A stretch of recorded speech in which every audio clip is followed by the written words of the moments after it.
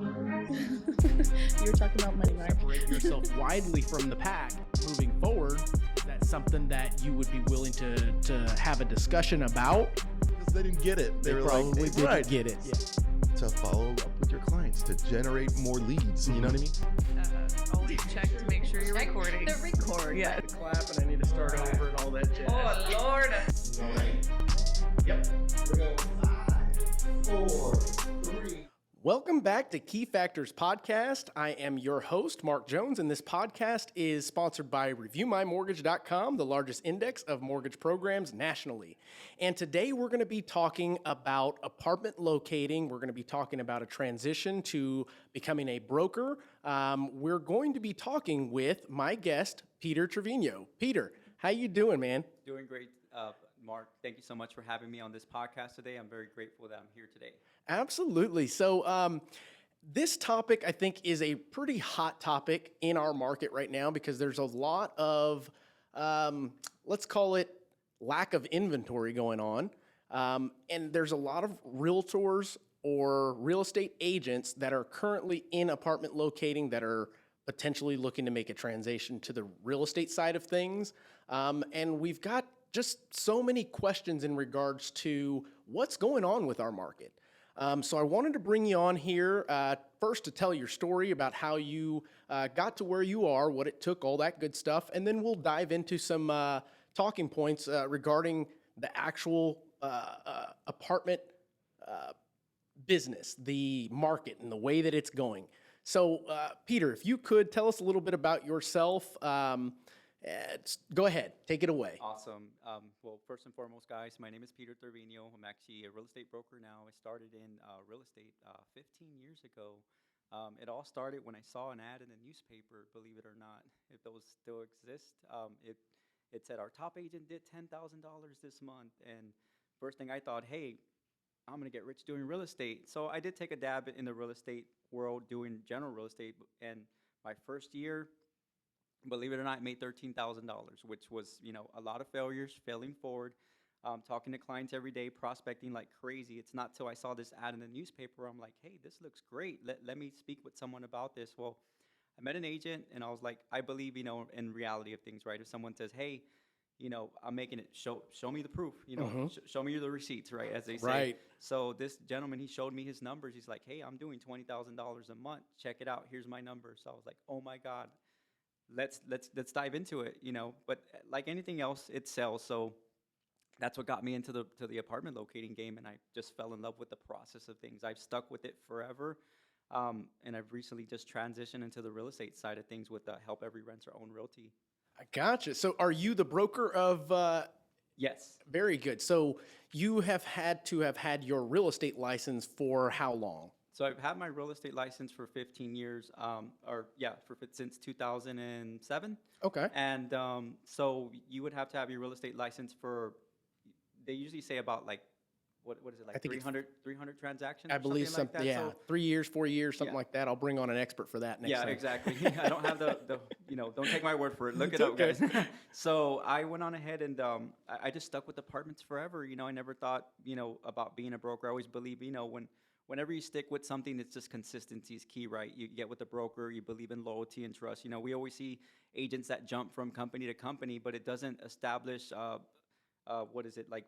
validity in the process of things. So if you're with, someone and you move from brokerage to brokerage, not a good move, just because you got to start all over again. And what I've learned in this business is people do business with people they like, know, and trust, and you're building a brand. So it's one of those things where you just have to stick with it. Absolutely. And I talk about it quite often, consistency. In a couple of episodes or daily updates that I do, I had mentioned the power of water over time.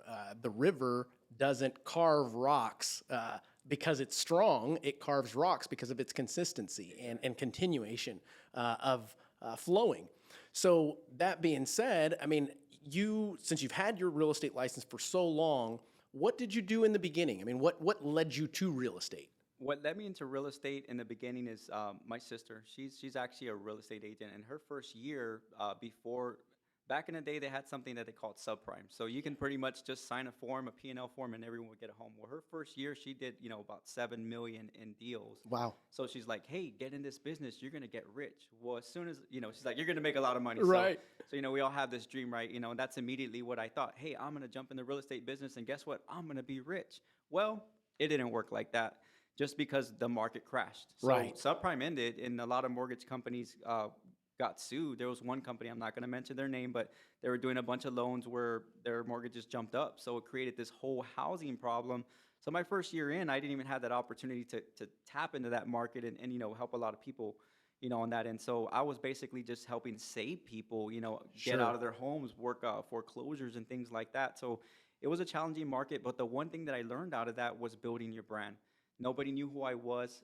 My sister had already sold everybody a home. So In your sphere, because I would in my imagine sphere of influence. So yeah. I had no sphere of influence. So one thing I learned really fast in this business is you got to do business with strangers, and you're in sales.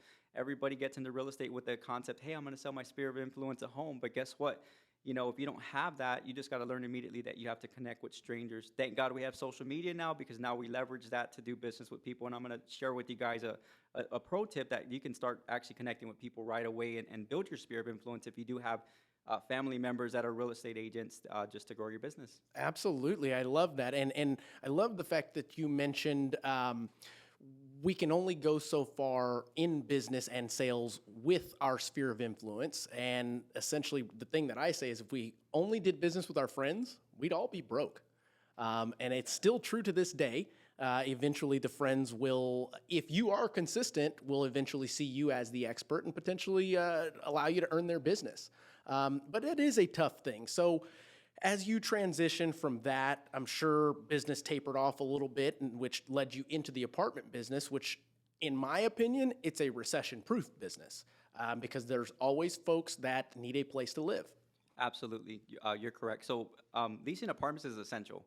So the great thing about apartment locating is somebody knows somebody that knows somebody that's looking to rent an apartment, whether it's your son, your daughter that's already turning 18, that's going to college, they need somewhere else to move, to live, relocating to town. So there's so many ways that you can help serve a client, and build a business. One thing I've learned in this business when I spoke to agents is a lot of agents don't like helping people rent. It doesn't pay much, but in the apartment locating business, it actually pays really well. Let's talk about that for a moment. I mean, that was one of the questions that I had later down the road, but we're already in it. So why do you think that realtors for the last, for 10 years since I've been in the industry, stray away from the apartment side, from the rental side of things? Well, first and foremost, most real estate agents use MLS, which on MLS, your average rental does pay about $250 on average. Some pay half of the commission. But on the apartment side, so that's what kind of keeps the agent straying away from it, because if you help a client purchase a home, you obviously make them more commission, so it's a driven factor, right? Sure. So they just stray away from it. But on the apartment side, there are several challenges to it. First, it does pay well. So just to give you guys a game on how apartment locating works, if you do lease a client, they pay up to first month's rent. Gotcha. So okay. The average rent here in San Antonio is about $1,300 for a one-bedroom apartment. So if you were to lease a client, their first apartment at $1,300, well, guess what? They're going to pay you a $1,300 commission minus your broker split. But the challenging part of that is getting paid. So if you usually do a rental home, they're going to pay in about a week or so once you invoice it out. Well, with apartments, it's dictated based off the renter. So if you get a renter that gets in a move-in special, they're going to pay you the first month's rent within anywhere from 30 to 90 days, and it's dictated if the renter does pay their rent on time. So you're not getting paid right away, but you're just always, you're doing a service to the client. No, that makes perfect sense. And that being said, you had mentioned average rent about $1,300. Do you think that's a new stat, or do you think that's rising and has risen? That's rising just because as we grow, our market's so competitive. So right now, our average occupancy in San Antonio is about 95%. So right now, it's just as busy as the rental market, or as the buying market, just because right now in our market, we have people that are just transitioning to Texas. Texas is free. Right. So we have people that are coming from California where they're locked in, they have different mandates, things like that. And just our growth, we have companies that, so just to kind of backtrack a little bit, so they recently opened Tesla about not too long ago out in Austin. Right. So Austin's market rates are just wild. So people people, believe it or not, in California used to driving 2 to 4 hours to work in California, being stuck in traffic. So they rather transition to San Antonio and drive that, few hours to purchase a home. But last year we had a problem where there were no homes on the new build side. They couldn't build them as quick as they could fit them. So what happened is that we created this leasing bubble where our leasing rates and then older properties had to compete with newer properties. So they said, hey, let's go on ahead and refurb these older properties and raise our rents just to compete. So now with occupancy raising like that, all of a sudden it just starts to rise. Sure. No, and supply and demand. and absolutely correct. And as you had just mentioned, the Austin market, that is a crazy machine out there. Yes. I want to get your take on whether you think it's overinflated or keeping up with the market. And I think there's many factors that we can talk about with this, but just to kind of give perspective. So recently I had the opportunity to hear the National Housing Market speech about a couple of days ago, and they said right now the average home in Austin right now is about $100,000 over market price, and that's continuing to grow just because of the growth. There's so many factors, as you said, and it's going to continue to grow. It's just one of those things where people are actually transitioning out towards us because they can't fit them in there, or the affordability is not there. Right. And I think you provide a pretty solid solution to those that have found or transitioned to employment in Austin, because it is, in my opinion, a tech town. Also, I'll even go as far as to say it is going to be the new Silicon Valley eventually.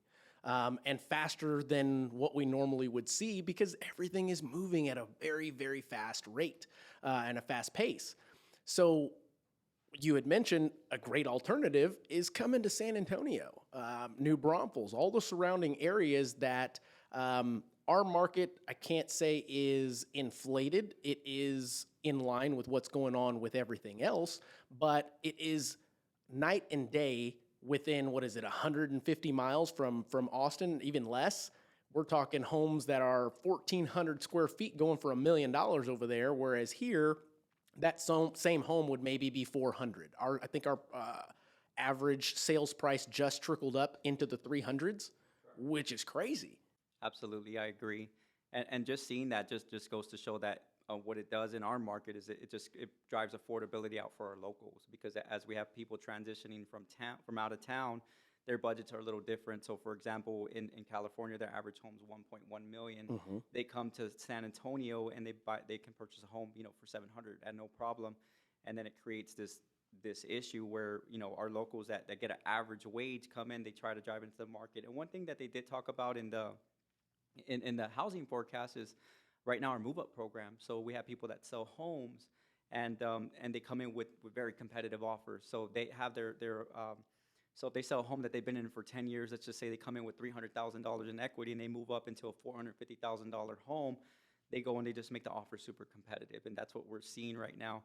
And then relocation has just been the growth of town. So our locals are just being pushed out. And as interest rates drive up, it just keeps affording, because like you said, the average median home price in San Antonio is about $330,000. Right. And as I was explaining to a gentleman earlier, the most inexpensive house I've seen right now is a 3-bedroom, 2-bath, right under $200,000 with no garage, about 1,048 square feet, just to keep affordability here in San Antonio. I mean, that's crazy. I mean, my wife and I this past year got into flipping properties because it was a niche and we saw opportunity there. And I don't foresee that opportunity going away anytime soon, simply because we're out of inventory. You've got an option to rent, or you've got an option to potentially build. And all the homes that are still sitting on the market, I'm not going to call them ugly ducklings, but there's a reason why they're sitting on the market still. I think our average days on market is 15 days? Yeah, just about. And that's, I think, taking into consideration the ones that go on and boom, they're gone the next day. So I think that market is going to continue to be plentiful for those that have the ability to do that. And what it does is it opens up the opportunity for home buyers to get into homes that are affordable. And I want to talk about affordable housing for a bit. What are your thoughts on the potential of affordability in San Antonio when it comes to the two, let's call it 300 and below market? So on that topic, on the housing forecast, they did have the San Antonio Housing Association, and they did propose a bond for $35 million to help with affordable housing. It hasn't been pushed through yet, but they did speak about that just to create that average under $10, because I think our average minimum wage is like $10.35 or something like that they spoke on. So what they wanted to do is create these programs through the city that helps affordable housing. Their goal was to create just units that they can afford through those programs. No, and that's great. So let's dive in further to the apartment side of things. And then we'll jump over to the brokerage or real estate side and show people how to leverage some tips and things of that nature. But on the apartment side, when you were showing apartments, and when did you make the transition? How recently was that? From apartment locating to realtor. To realty, yep. So I recently just did it as recent as like 4 months ago. Okay, good. So you can talk a little bit more on the apartment side of things. Absolutely. Number one, what was the reason why you shifted from one to the other? One of the main reasons is one of our biggest challenges in the business was getting paid. Yeah. And that's the reason why. And the reasoning behind that is because we built up a business and then COVID hit. So when COVID hit, properties just said, hey, we're not going to pay you guys, and we had the eviction memorandum where clients just stuck in the apartment. So they kind of just blamed it on the industry. And I spoke to a few industry professionals and brokers that are in the business, and that's a biggest challenge of that. What we learned in this market is a luxury market does thrive very well. It does pay fast, but we're looking at average renters that have an average budget of, our locals here in town. So for example, we went from budgets for one bedrooms as low as $700 to where the average now is $1,300. Yeah. So it just drove it up. And this happened overnight, basically with the growth that happens around us, because the apartments started capitalizing on the idea that, hey, if they're growing, we're going to grow at some, and that it's supply and demand at the end of the day, right? If you have someone from California that's saying, hey, I'll rent that right now and pay you guys $1,000 a month. Well, guess what? We're going to do that over that. And it just started transitioning. It becomes the new time. standard. Yeah. But getting paid was the biggest issue. So we did 6 figures in deals, and we probably got paid a fourth of that. Wow. And we're just holding on to this massive debt. The great thing is, though, we did do a service to the client, so now we're at the part where we can transition and help every renter own. So don't look at the idea of the money side of things, but look at the service side. So if you can service a client, like I had mentioned before, when you do help a client, most agents don't want to help a client rent a home. So if you help them, go through the rental process, rent them an apartment, well, guess what? They do business with people they like, know, and trust. They're like, hey, Peter, you helped me find an apartment. Well, guess who we're going to buy a house from Peter, just because we helped them on that first end. And that's the idea, is to build that value in the marketplace like that. You create a name for yourself. Don't focus on the money side, but focus on the value that you can provide to your client. No, that makes sense. So another topic about the apartment side of things is, and I think you had mentioned it, but I just want to highlight it once again, which is at this point in time in our market, those that are focusing on apartment locating, is it discouraging? Because essentially, if you've got similar to, I'll compare it to builders. It is tough for lenders to compete in this world because the builders all have their own mortgage company associated with the transaction that offer incentives, things of that nature. But you have a market to where they're not having to be sold very heavily. It's truly supply and demand, as you mentioned. So when your apartments aren't having to seek out salespeople to bring them business, the business is just knocking out the door. Is that a little discouraging? Definitely. And just because the fact that we do have big brand name companies. So we do have, and I'm just going to plug it in here. We have apartments.com, which is one of the largest in the nation that leases. So that it's literally the comparison of Zillow in the home market, where they push us out. So basically they're like, we don't have to pay because we have an exclusive agreement with apartments.com. They'll send us 100 clients with their name. So what happens, and I've actually got this information from a leasing agent that was happy to share with me. She said that these companies will go and register your client, and they'll pay them a commission over you. So they'll basically push you out. So if Mr. Smith goes to that apartment and he's already registered under apartments.com, well, guess what, Peter, you're not going to get paid because they've already been registered through apartments.com. And what I've learned in the business is this is a people business, right? But when someone's following a model where it's like, hey, we registered them digitally, you're stuck. Now what is it? You can change that by servicing your client, by building that value, like, know, and trust, and saying, hey, we want to work with Peter. You know, we're with Peter now. We found this apartment through Peter.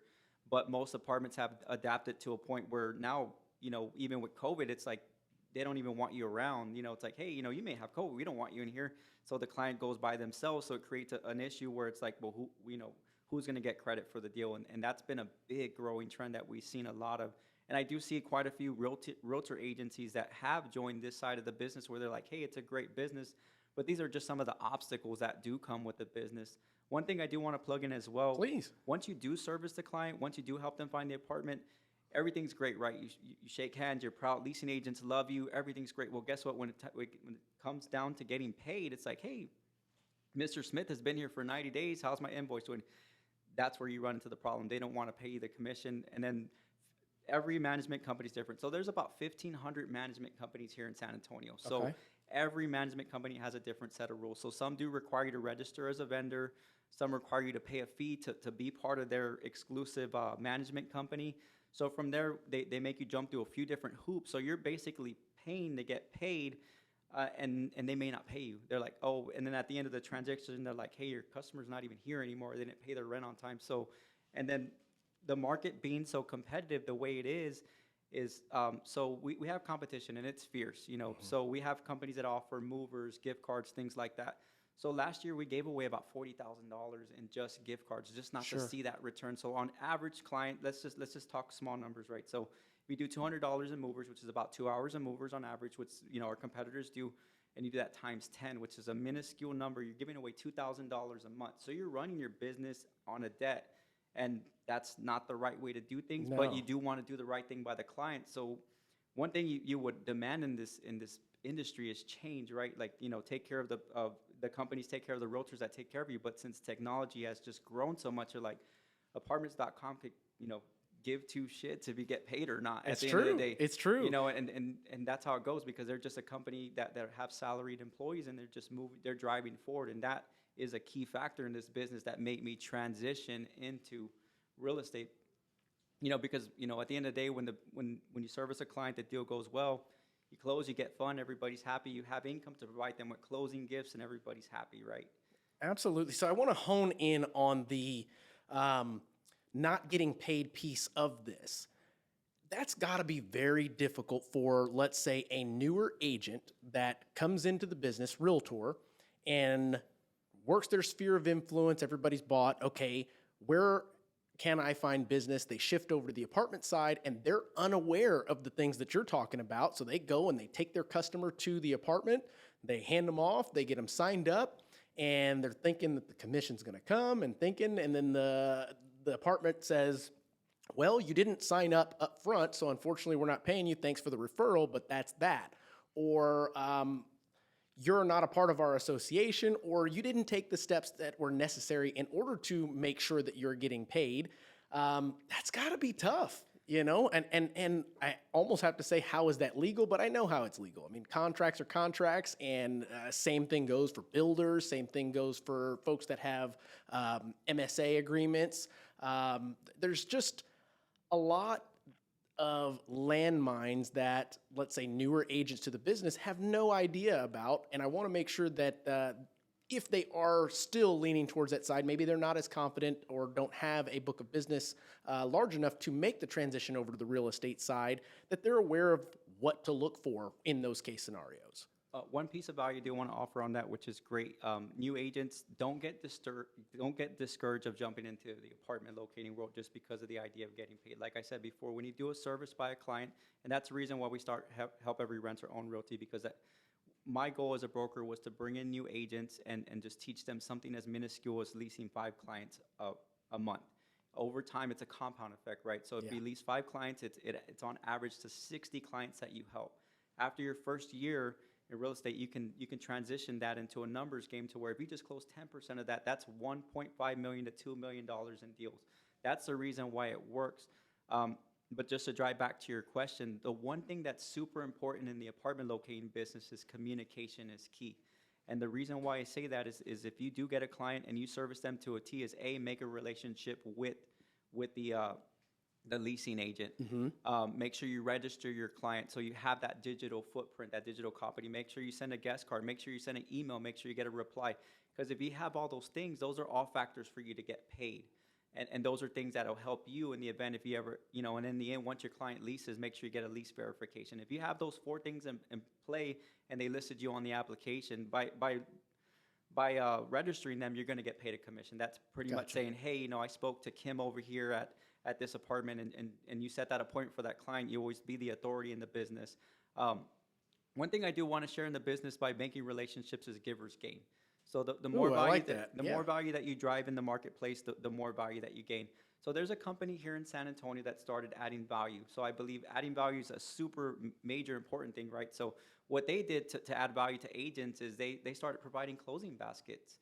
So one thing I trained my agents on was to not think about the money, but start off with a small budget, about $100, and create like 5 gift baskets just to take to leasing and say, hey, my name is Peter. I'm in the business. I'm in apartment locating. What I would love to do is bring you this gift basket, and so what it does, it has a $5 gift card.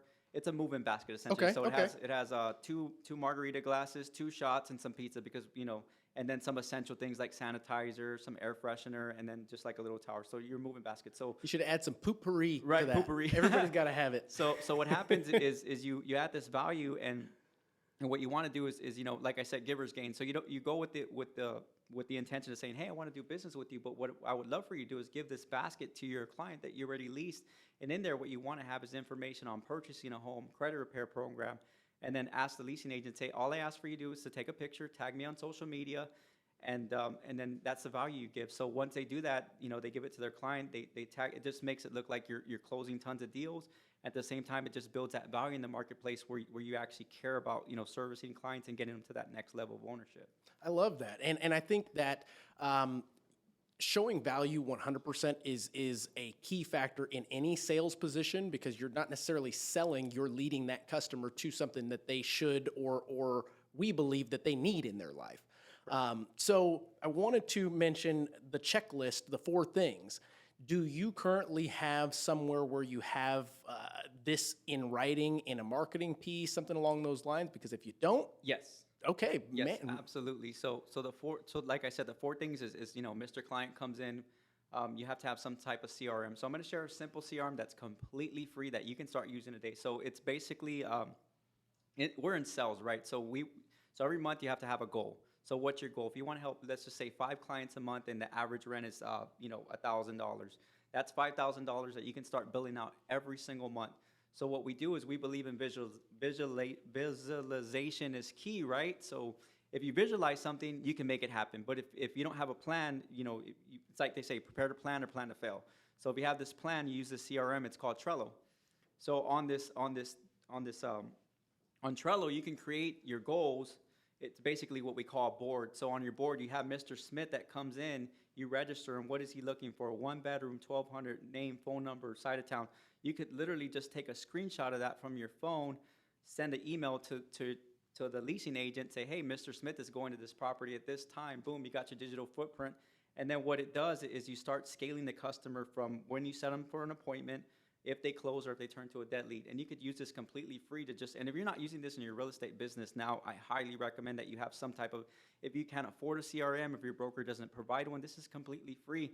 Like anything else, like me as a broker, as I tell my agent, this is your real estate business. And as brokers, we want to provide as much value as possible. But honestly, there's some brokers that could give 2 shits about what you do. So adding this value piece for you guys, if you use this today, you can actually visualize, because what gets measured gets improved, right? So let's say if you talk to 10 clients a day, well, what the hell happened to them all? You're right, But yeah. if you see them all on Trello and you start scheduling them down the line, hey, we got Mr. Smith, we took him to 123 Main Street, what happened out of that? Did you close him? Did we go under contract? Is he pre-approved? What's going on? But like that, you're able to visualize that. On the apartment locating site, this works 100%, and I teach my agents that.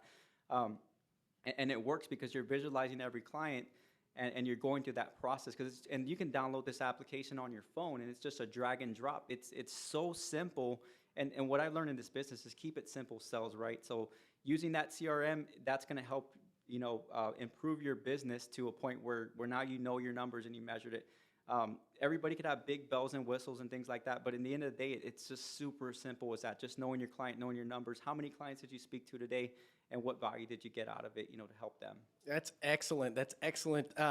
And I have quite a few things to say after what you just mentioned. So starting with Trello, I actually personally use that with our web developers that are out of the Philippines. Awesome. And it is fantastic for tracking the progress on the tasks and the sprints that they're doing, things of that nature. Another alternative is if you have Microsoft Teams, there is a Teams task card or application that allows you to basically do the same thing where you can add folks to your team and essentially keep updated on the individual cards, which will compare the card to a customer. I think that keeping track of everything that you do is super important, because if you're not tracking it, how do you know how to make improvements down the road? Matter of fact, I did a class yesterday, Never Too Late, or it's better late than never, your 2022 a simple business plan. Sweet. And I think the most eye-opening thing is that there are so many people that are going through this business without a plan. They're flying through the wind, as I mentioned yesterday, like a paper bag drifting through the wind. And you had mentioned if you don't have a plan, you're planning to fail. Correct. And I had mentioned, somebody said that yesterday, and I said, well, I mean, if you don't have a plan, then you're not planning for anything. Correct. So you don't plan to fail, you're just not doing anything. Correct. And I think the idea behind having a CRM system, and those of you that want to learn more about CRM systems and how to utilize them and leverage them, we've got an episode dedicated solely on that concept. So definitely utilize your CRM system, utilize the things that are available to you, and if you're not seeking out these things, that's, I think, the first step. You need to seek these things out. Once you find it, then learn how to use it, and then learn how to leverage it. Correct. Again, super important. The checklist, I would love to see if you could send that to me so that we can post Absolutely. it within the description, and I'll tag Correct. you to that. That's Sure. a great thing. And I'll send that Trello board just so you can kind of get a visualization of what it looks Yeah. like. Because like anything else, if you're listening to this podcast, now take action. Just do it. Don't even think about it. Just do it. That's what I learned in this business. Is most people will listen to something, write down copious notes, and nothing never happens with it. But if you're listening to this, download that immediately. Set up this visualization board, and from there, take action on it daily. Absolutely. And there was a statistic that I looked up, and statistics are only as good as the source. Correct. But I don't think it falters too far from this, but it's the number or percentage of people that go to these motivational speakings, these classes, these tips and tricks sessions.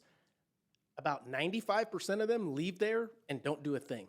Correct. Based on what they just learned. I have a feeling that it's based on the feeling that they get when they're in there. They like hearing from somebody that's successful, but are either unwilling, scared, or unmotivated to actually take the next steps in doing those types of things to implement in their business. I agree. So, okay, so we've talked a lot about apartment locating, things of that nature. I want to dive into the broker real estate side of things. So as you made that transition this past couple months, what was that like? What was that like? I know why you made the decision, but I wanted to hear, how did you go about planning? What were you going to use to leverage in this? And I would imagine it's not just you as the broker and yourself as the realtor, right?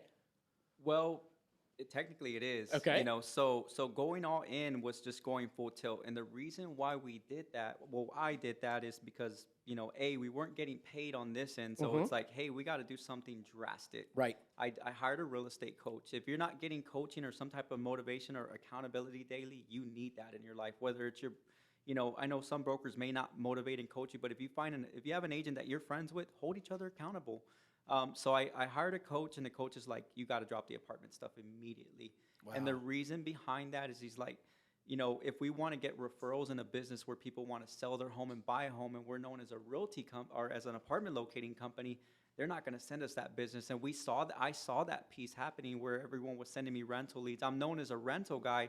One gentleman named me the king of rentals. You know, That's so awesome. Yeah. it's a great brand to have. But at the end of the day, wouldn't you rather close a $500,000 client over a $500 client? Even if you're making 1% on that Correct. $500,000 Exactly. client, it's still time better spent. Exactly. And I wanted to spotlight something that you had just mentioned, and I didn't know before, which was you had a coach. Yes. And one thing that I have found that has been a consistency with the folks that I've had on here, including myself, is we all have coaches. So it's not. I think one of the things that folks don't realize is that if you want to get to the next level, you can't do it on your own. Correct. Michael Jordan still had several coaches, and matter of fact, I had my coach on an episode that's currently in production, so that one may air before this one. Awesome. But I am a huge advocate for getting help and coaching and guidance because you are only looking or going through life in the lens of yourself. Correct. You've got to get outside perspective so that can give you a different perspective or a bigger picture of understanding your goals, how to get there, understanding the needle moving activities that it requires in order to get to your goals. Exactly. Accountability. Being realistic. These are just some of the things that I believe are important with that. Sorry, I had to go off on a tangent on there. You're but, good. Back to you on that. So I decided to go into this housing market, but like you said, I didn't have a plan. You know, I said, fuck this. You know, we're not Right. getting paid. You know, I had agents leave my company because they're not getting paid, and I said, hey, you're accountable for your leases just as much as me. It doesn't all fall on the broker. It falls on you. Are you checking up on your clients? We have a collections team in place, but they can only go so far, you know. So, you know, we weren't getting paid, so we moved over to this side. But now from this side, as my coach told me, you're a brand new agent. You know, nobody knows who the hell you are. Right. Now you got to build this brand all over again. We dropped Apartment Heroes and went to HERO Realty, help every renter own realty. And in that move, I learned that there's a major curve because I'm a brand new agent all over again. And I have to say brand new agent because it's saying, hey, we're out here, but now guess what? We're competing with every 15,000 agents here in town that's saying the same damn message you are, right? That's exactly right. So, yeah. How do you separate yourself from the other agents? If you're not providing value every day, are you providing real estate tips every day? Are you creating memes? You know, are you, because people, believe it or not, most of our business is on social media. People do business with people they like, know, and trust. Say that one more time. Most of our business is where? On social media. Oh my gosh, you've got to be kidding, right? Nope, that's where they all are. You know, if you're knocking on doors, you might get like a 60-year-old man that might open the door. But millennials, hey, they're over in Milan right now. You know, with their cryptocurrency millions, they're not going to answer the door. They're going to look at you in the ring and say, hey, get the hell out of here. It's so true. So you know, how do you get in front of these clients? You know, with you know someone that knows, hey, my Theo's a realtor. I'm going to do business with him. Well, guess what? I'm going to share this with you guys. If you guys don't know that, people get on social media to be entertained. Yeah. So if you don't start entertaining your clients and adding something of value.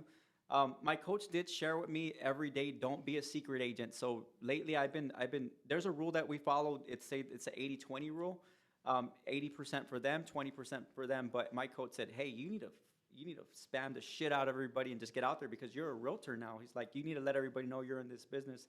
And we're seeing traction on that. So daily applicable things that you can do today. If you're not doing this already, which you should be, if you're just sitting there twiddling your thumbs, looking at some TikTok video, wasting your life away, you need to start getting on doing TikTok videos.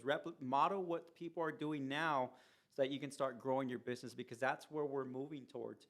One thing you want to do is share value, share real estate tips, buy, sell tips every day. Showcase other people's listings like that. Don't be that agent that's scared. Just say, hey, you know, take some action, post that listing and start generating leads out of it. And then just get more profession in video. One thing I would challenge you to do is do a 7-day video challenge.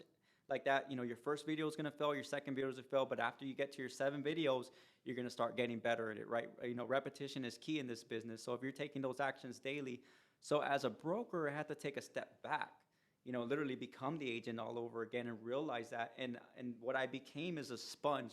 Because I know there's some brokers that are highly successful. Hats off to you guys. You guys build it up. That's great.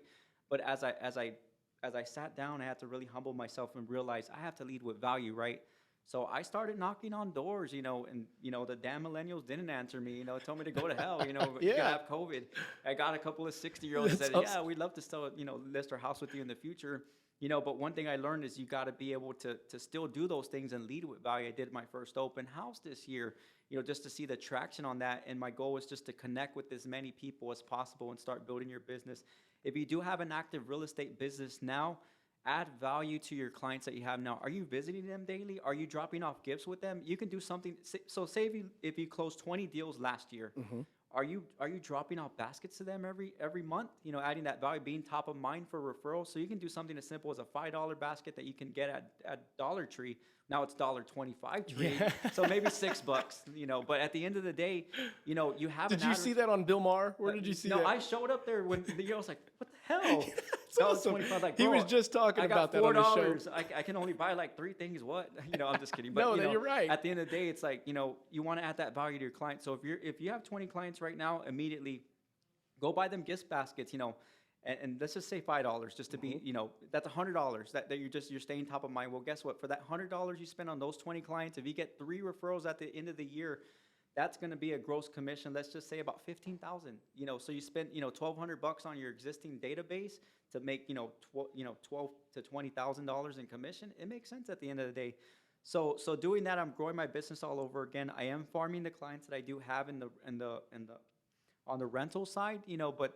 And I want to get into that, but before, as far as the farming and the databases and things of that nature, but before we do that, you had mentioned something on the social media side that I have to give my 2 cents on, which if you are in the business of sales, if you're in the business of helping people, if you're in the business of selling to gain, to live your life, to earn your living, I think the mindset of social media has to change. You've got to flip from a consumer to a creator.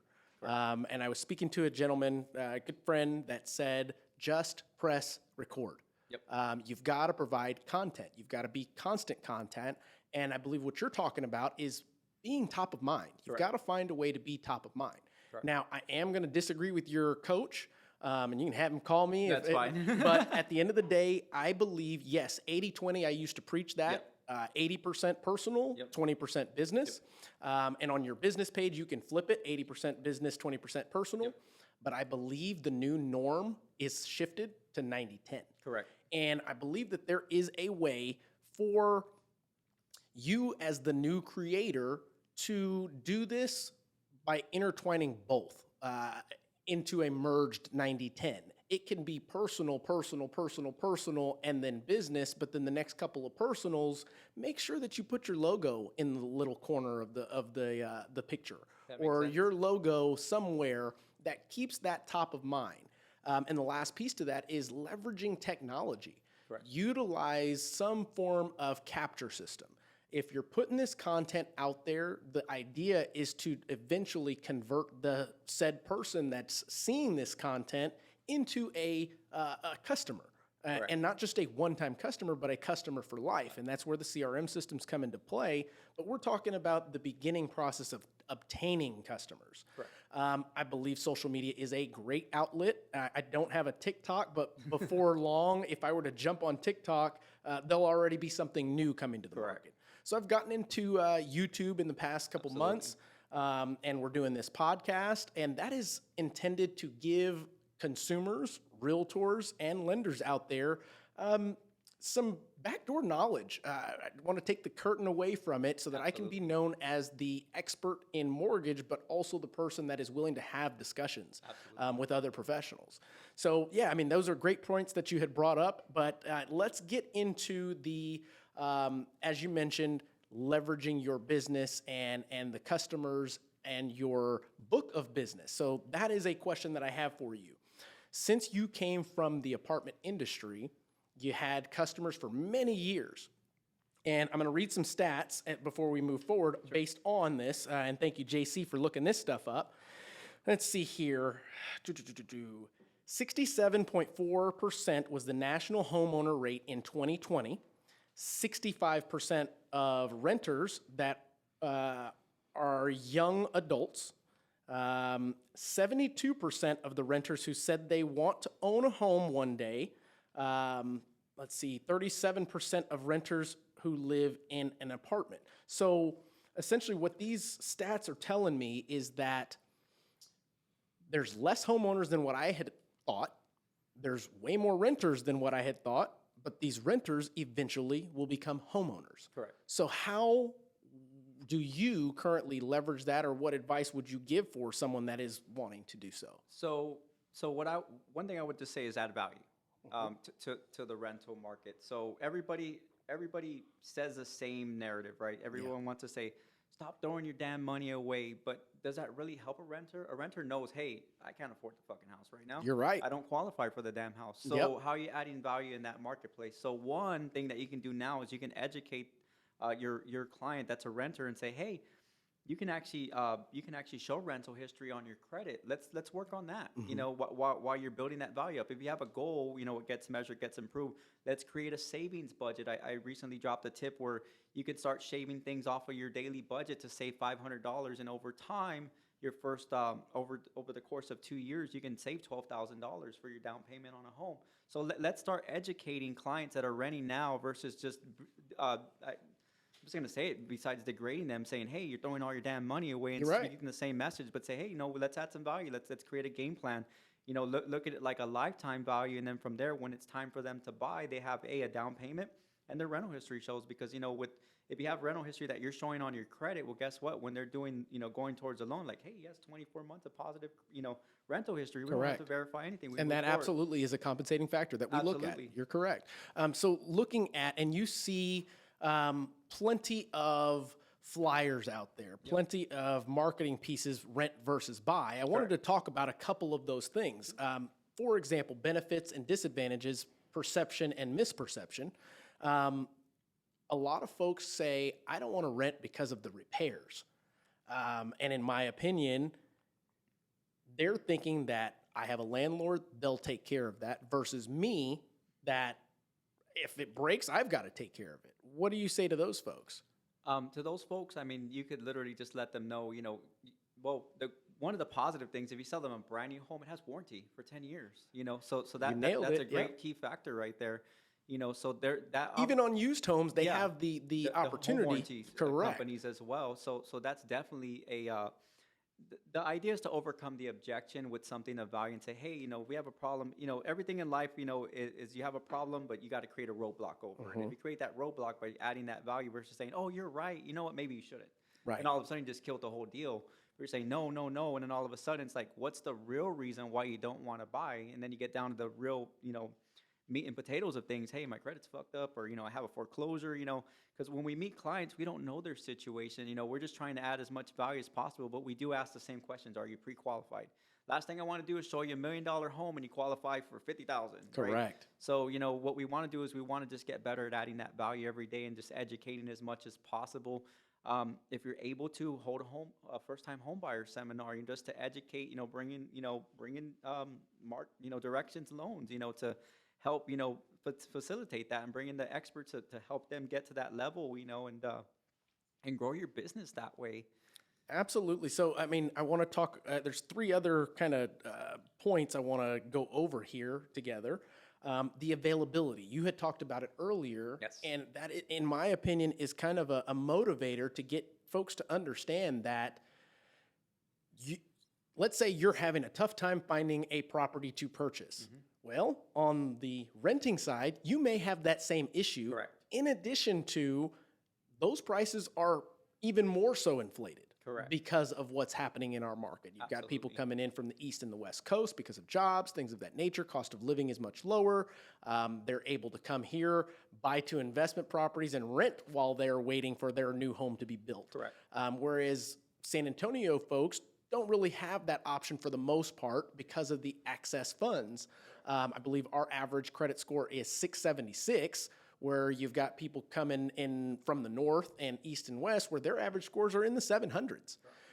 So that's just one thing that I want to notate. And then benefits. The benefits to buying versus renting is you will be able to write off some things on your taxes in regards to the interest paid, mortgage, insurance.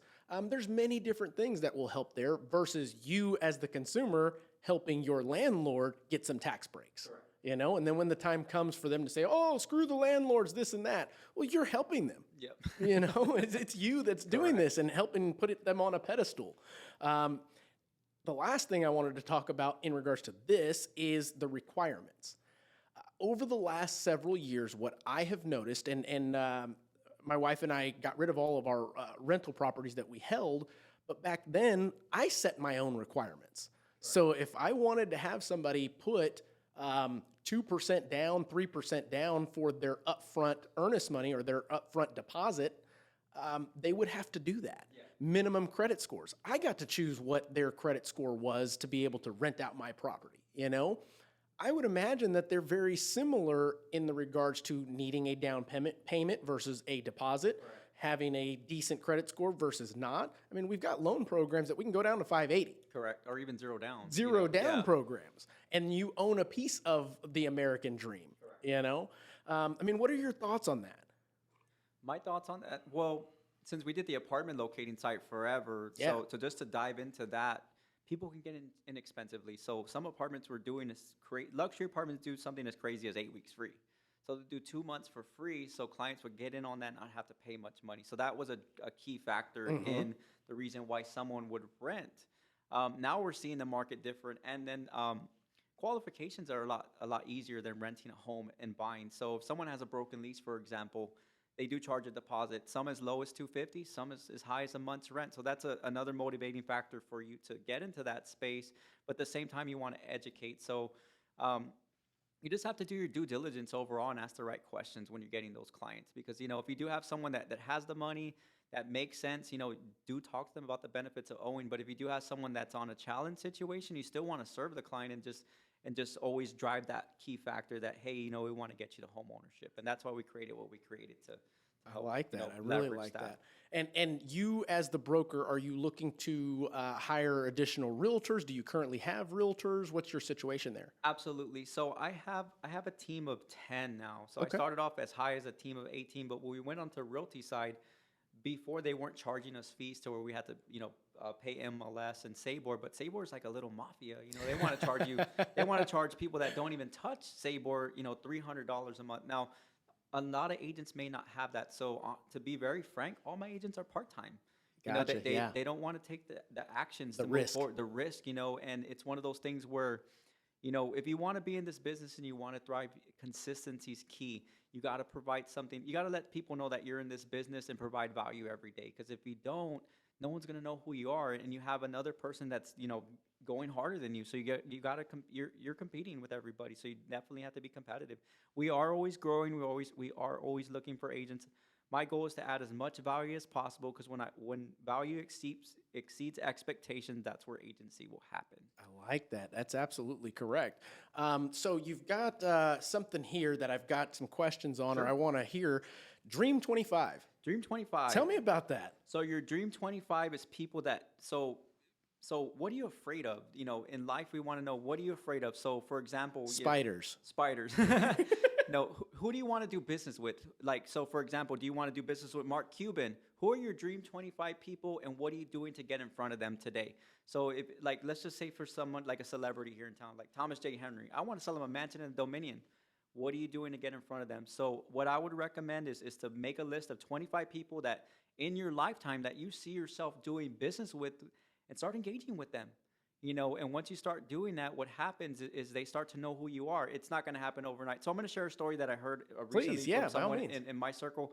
So there was this young lady, and she's a friend. Her husband is somebody that's very, very high in digital marketing. He does a lot of speaking. Well, one of her she had a dream one. She wanted to be friends with The Rock. So what she started doing, Like The Rock, like The Rock, this guy? yeah, that guy.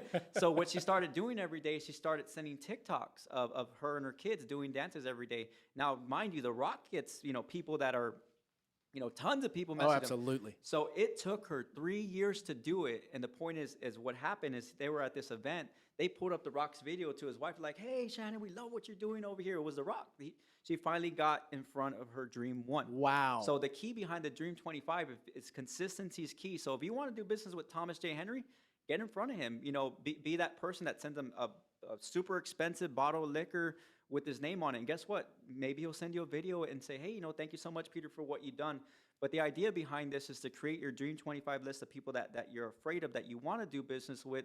So in the end, once you do that, and you know, focus is a superpower, right? So if you do focus on that list, you better believe it, over the course of time, as a compound effect, you know, you will get in front of that person. There was another guy named Chet Holmes, he wanted to do business with somebody. I would just listen to this. He wanted to do something with someone famous. So he would call this guy one time a month for 5 years. And after 5 years, they actually became business partners. But the key behind this is consistency and creating that list of people that you see yourself doing business with and being afraid of. I mean, we're talking about people that you may not want to go in the room and may look away from because you're scared, and break that fear. And once you do that, all of a sudden you may land someone that you may do business with in the future. And that's the idea of a Dream 25. I really like that, and I've never heard of it. I've never heard of the concept. It's something that I myself am going to implement and see what happens. Oh, it works. I'm telling you, it has to. And Absolutely. I guess the message in throughout this episode, which I'm probably going to name the title of this, Consistency and Persistency. Apartment locating to broker rainmaker, you know? Yeah, exactly. and that being said, I mean, is there anything else that you would provide in way of advice? I tell you what, before I ask that, do you have a formal education? Did you go to college? I myself Yes. went to college but didn't graduate. Yes. So I want to ask, where after college, because we're both well out of college age, well, technically not. You can go back anytime. But where are you getting your motivation, education? Where reading books? Are you listening to podcasts? Where So one thing I just got hip to, I had a simple goal. So goals are everything. So if you have a goal, it gets measured, it gets improved, right? My goal was to read 12 books this year.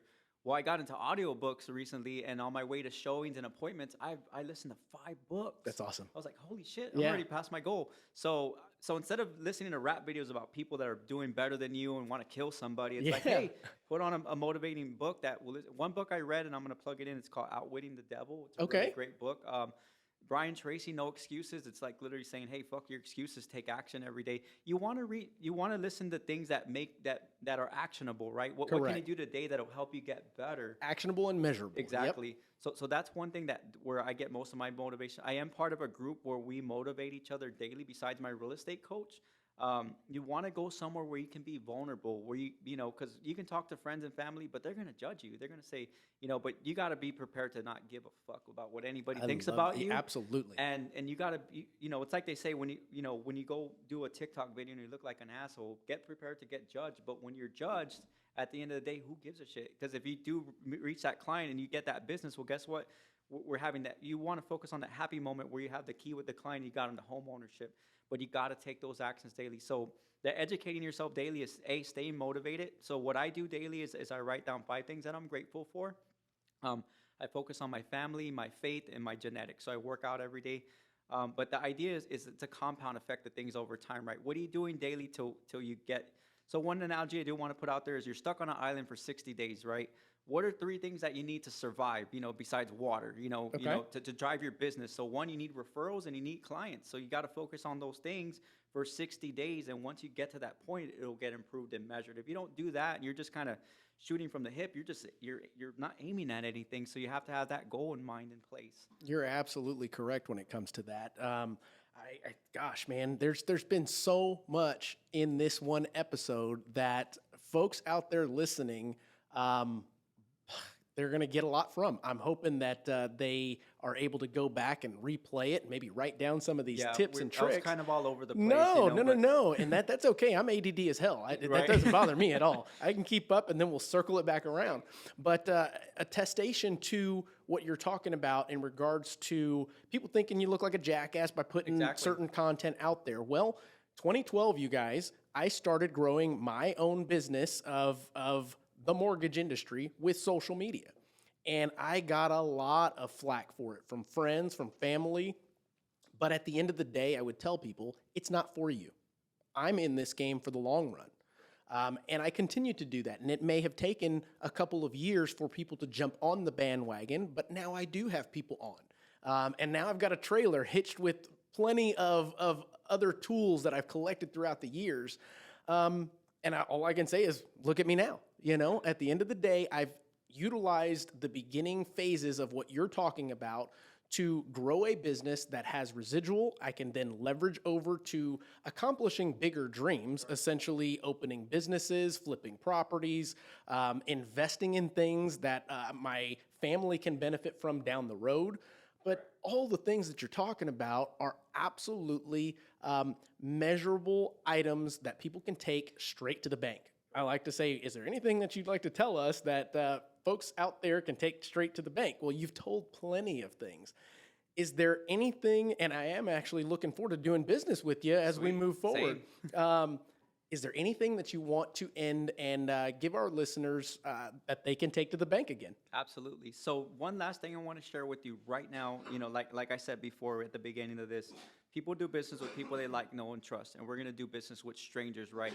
So if you're not leveraging social media right now to grow your audience, did you know if you treat your Facebook like a CRM, you can actually segment every client that's a homeowner, that's a buyer. I would immediately take action and do that. So segment your clients that are homeowners and that are not homeowners and start dropping value to each one. And once you have that kind of mapped out, the rest is easy. So once you do that, well, one thing I want to share, which I share with every agent that I do speak with to add that value whenever we have conversations, there's a method I want to teach you to grow your friends from anywhere from 30 to 90 friends within 30 days. And I immediately implore you to take action on this because this will get you to that next level. So if you're not on Facebook, you need to be on Facebook. 100%. If you're not part of Facebook groups, you need to join groups immediately. And so the 3 things I want to share, which I call the Lucky 7 method. So 3 simple things that take less than 5 minutes every day for the next 30 days, do them. So one thing you want to do is you want to love somebody's post that you don't know. So someone that's a stranger that you don't know in a group. So someone just love their post, just be that person because repetition's key, right? So if you love their post, well, guess what? They're going to do social recon on you. They're going to say, who the heck is this stalker on my, right. But so what you want to do is you want to prime your profile where it says, hey, I'm a realtor. Not some creep or, don't be a secret agent, as I said. Make sure it says, hey, I sell real estate. But the key to this is that's the first thing you want to do. The second thing you want to do is you want to comment something of value to someone in a group, because what gets measured gets improved. Don't talk about your real estate business, but say, hey, who has the best tacos in town, right? Mm-hmm. Just say, hey, this restaurant has the best tacos in town. That's value. Exchange of value is literally giving someone some advice in exchange for information. And all you're doing is being helpful. The last thing you want to do is you want to jump on someone's wall and just message them something positive. Say, hey, Mark, I hope you're having a great day today. So what happens in the world is what you're creating is reciprocation, right? So reciprocation's key. So if you do that for the next 30 days, over the course of time, you're going to get anywhere from 30 to 90 new friends that are just simply going to engage with you. And if you see yourself doing business with that person, send a friend request to them. But the main thing, don't be this guy. Do not pitch them. Do not. I dislike. I had a friend to this. This asshole that's in the business. They're like, hey, buy my shit. No. Right away. I haven't shown you any value. I haven't shown you any Same value. concept of people clicking on an ad and Exactly. immediately it asks for your It information. spams you. Yeah, like, wait a minute, you So- haven't given me any value yet. So after you built this database